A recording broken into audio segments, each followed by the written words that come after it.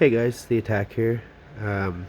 Just wanted to come to you one of my most nostalgic things in my life, which is baseball.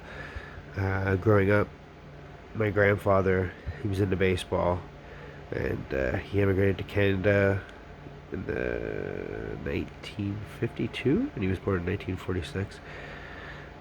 And he always loved baseball, and he thought it was fascinating when he was a kid, even in Scotland. And then when he came here, he really got into it. Now, he followed the Yankees, and then being Canadian, when the Montreal Expos came out in the 60s, he followed them. And then when the Blue Jays came out in the late 70s, he started following them religiously. He passed in 2006, and ever since, I've been keeping the love of the game up. And I inherited a lot of his stuff when he passed, all different kinds of things. One of my most prized possessions are the things that I'll show you that he left behind to me. He got this in Cooperstown, New York, the Baseball Hall of Fame. It has a cover, it's a paper cover. I put it away in a special place so that they don't get destroyed. I do that with these because you never know. So when he was there, he decided to buy this book. Oh my goodness. And I always loved it because, like, you know what I mean? The birth of the game. The dead ball era. Like, that's a really interesting part of baseball. Cy Young, right? You know, and then it's got all the different pages. And you can go to them and, like, check whoever you want. Like, oh, 91, I want to see Connie Mack. You know, and if you're a baseball fan, you know a lot of these names. I know I do. And, like, it was just so cool because they're in-depth things about them. And then, we go ring it over here, and it's wartime, and then there's a lot of that. And Willie Mays, I got Polo Grounds, beautiful. I just, anyways, sorry. And then you go later, and you see more names that you know, like Hank Aaron. A lot of people know him, and Sandy Koufax. Very, very, very, very important to me. And then the New Frontier. So you can see, like, look, Reggie Jackson. It's twisting legs. Love it. Now, here's where I have the trouble. Okay, it's great because this beautiful building houses the museum, and it has a lot of artifacts and things, like Ty Cobb. There he is. Beside Babe Ruth. Ty Cobb is my favorite baseball player of the Detroit Tigers. His story is insane. And then you got all different memorabilia pieces, like over here, different awards, all their pictures and their stats. Awards, some that aren't even, used anymore. And it's got a lot of cool pictures from the time, vintage pictures and in-depth articles. And what I thought was really cool is it goes right into it. But I have a problem with this. You see, and being Canadian, some of you Canadians might know what I'm talking about. They say the birth of baseball happened in New York, but there are people who have said that the game was played earlier in Ontario, and it's disputed. And Doubleday Field may not be as important as people think, but I still like the idea of the mystery of it, and the mystique. And you just get so many in-depth things: awards, pictures, ceremonies, stats, propaganda things. Like, it's insane. Advertising, and you can see the different uniforms, changing over time. And as you get, like, look, as you get further, it gets so interesting. And I was like, when I was a kid, I always read it with my grandfather, and it's basically mint condition. There's one crease on the front page, that's about it. But, like, it's got a lot of stuff, and it goes so in depth. And, like, if you're not into baseball, this would be the most boring book in the world. If you're into baseball, this is so cool, Like, come on, Jackie Robinson. I love him. I love his stats. I love his story. And I also like a lot of songs about him. Have you seen Jackie Robinson hit that ball? You know, it's really good. And I find, yeah, he broke the color barriers, and that's an amazing thing. And but just I'm a Dodgers fan, so for me, I don't see the color. I know he's black, and I give him that credit, and that's amazing. But I see him as a person, and I always did with anything. So for me, he's Dodgers. You know, he's Dodgers in my heart. Like that's why we love him, and it's funny because there's so many different things that could have been added to this book. Because like, you know, you got Reggie on the A's, you got Reggie on the Yanks, like the legs. I love that. And then it goes into the 80s, and you know, it starts branching off until eventually, you know, you get to the end. And it's a good book. And I feel that they could have done 90s on for this book. They probably have. I want to look into it. Something cool he left me behind. It's a little worse for the wear, as you can see. But I'm going to fix it up because I don't care about the value. That's not what nostalgia is to me. People sit there and put price tags on everything. This to me is a piece of me, my grandpa. This is from the Championship Series in 1985. The Royals versus Blue Jays. And it's really cool. It's got a lot of, you know, old ads. But the cool thing is throughout the book, you get baseball facts. You know, not just, you know, you see, oh, Royals and Blue Jays. It's not just about them. There's a lot in here, you know. And, like, it's pretty cool to look at. Like, yeah, like, look at this here. Tiger Stadium, right? Fenway Park. Like, it gets into detail just about baseball. It's beautiful. Comiskey Park. Yeah, exploding scoreboard. Not a fan of the White Sox new park, but that's just my personal opinion. You know, the scoreboard is too modern. There's not enough fireworks. But I have a page I blocked off here.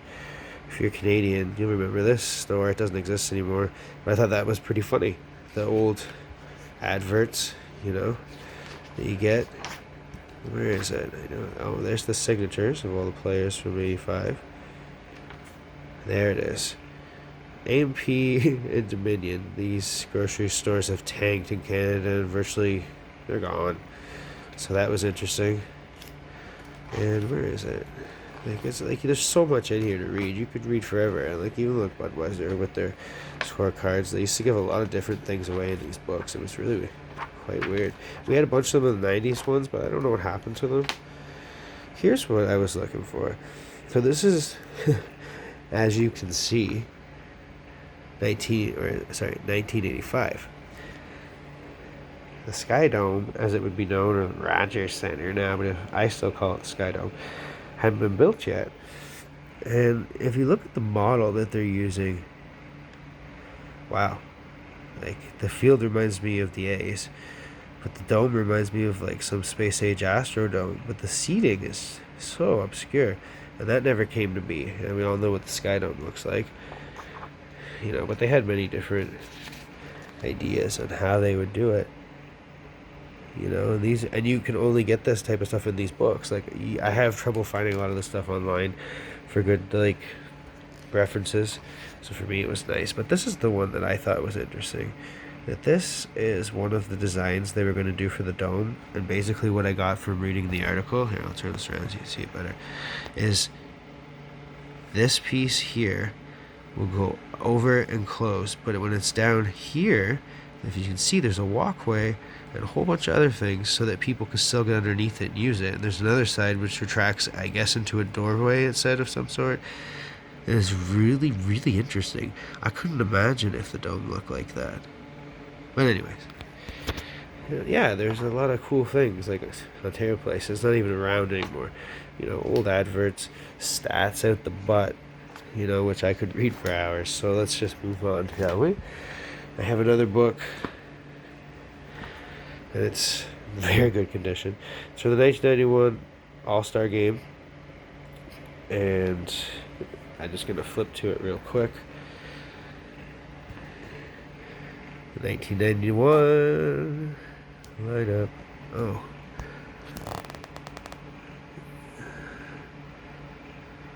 for the All-Star game. It was really cool. Like, but what it was the coolest part is the coach, Mr. Cito Gaston. As you can tell by his hat, and my team.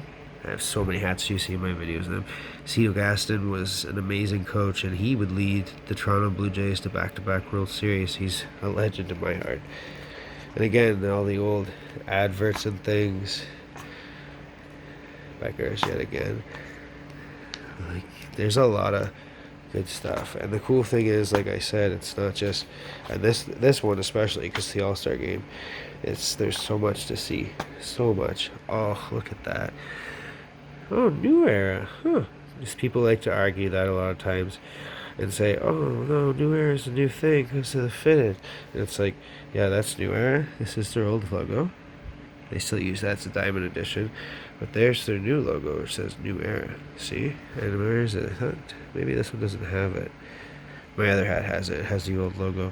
As you can see, though, Montreal Expos. Bye-bye. And it's just... it's so cool. You could go on forever. There's records of like the stats. Oh, look at this. Wow. Portfolio organizers. I remember those are like a mixture between like a phone and Nintendo DS and a small laptop. Really weird. You know, there's a lot of cool stuff in these books. And we have a company in Canada. It's called Shoppers Drug Mart. The logo looks nothing like that now. It's funny. But they support the Blue Jays like a lot of people do in Ontario. And this is the 1997. They used to sell these pictures of the team. And like, it's weird seeing Carlos Garcia. Anyways, this is pretty freaking cool. Like, they used to get these out all the time. Kodak's not around anymore either. And I remember my grandfather had this pinned. I don't know if you can see it. He folded it back like this, so you can see, and he pinned it onto the wall. Like since 1997, obviously, and I never got to see the other side. You know, so it was actually in pretty good condition, and the picture wasn't as worn as I thought it would be, but it's such a cool thing to have. And like, I love the game. There's so many things about baseball itself that just makes me happy. My favorite team is the Toronto Blue Jays. I have so many variations of their hats. I thought I get the one to match this. And, you know, my second favorite team, you gotta have that in sports, is, I know, the Yankees, but because of my grandfather and the story I told you, or my youth, I liked a lot of teams. I liked the White Sox because their exploding scoreboard, that really had me into them when I was a kid. Didn't know a lot. You know, I watched the Mariners come alive. You know, other teams' birth. I remember Colorado coming out. I was so happy because my favorite hockey team was the Avalanche because they were the Quebec Nordiques. So I became a Colorado fan for most of the sports. And I love the Jays. I love the Yankees. But I love almost every other team out there, pretty much. Most. I don't like any Florida teams. I don't like Kansas City, but I do like their stadium because it's old. They tear them down now too much. But, you know, what's your favorite baseball team? Do you have one? If not, what's your favorite sport? And if you do have a favorite baseball team, what is it? And what team do you hate? Now, that's a good question. You don't have a nostalgia of a hatred towards a team. Good rivalry is something you need in sports. So, hit us up in the comments. Let us know. Give us a thumbs up. Subscribe. And, yeah, let us know. What's your favorite baseball team? What's the one you don't like? And if you don't like baseball, what's your favorite sport? Thank you, guys. And remember, everywhere you go, no matter what you do, there's nostalgia everywhere.